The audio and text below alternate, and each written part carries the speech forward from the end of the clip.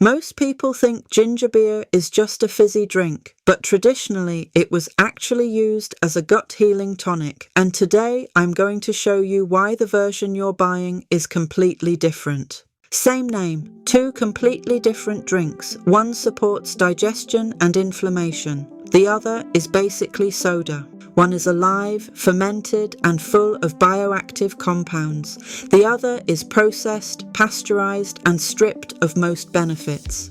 Ginger beer dates back to 18th century England, where it was naturally fermented using ginger, sugar, and water. At the time, fermentation wasn't just about taste, it made drinks safer, because the acids and alcohol helped kill harmful bacteria, and ginger itself had already been used medicinally for thousands of years.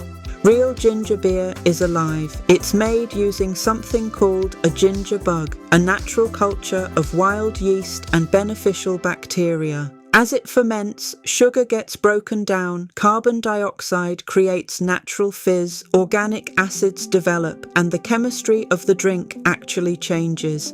Research shows fermentation can actually increase bioactive compounds and antioxidant activity in plant-based drinks. Ginger is one of the most well-studied natural remedies for digestion. It helps the stomach empty more efficiently, which is why it's so effective for bloating and nausea. This has been consistently shown in clinical research on ginger and digestive function. Ginger also contains compounds that actively reduce inflammation, particularly in the gut. And when you ferment it, you add another layer. You get beneficial bacteria and, more importantly, the compounds they produce during fermentation, which can still affect your gut even if the bacteria don't survive. This is one of the key reasons fermented foods are linked to better gut health overall.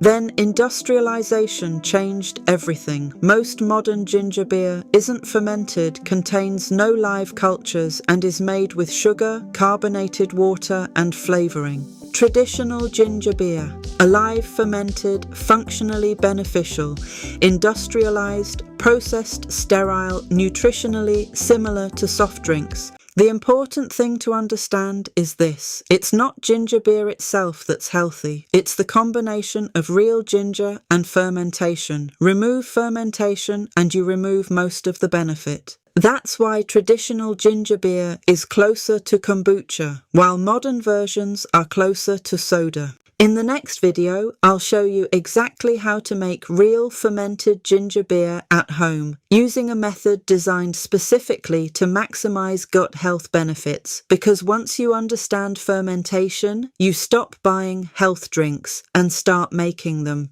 If you are finding this useful, don't forget to like, subscribe, and ring that bell so you don't miss other content just like this.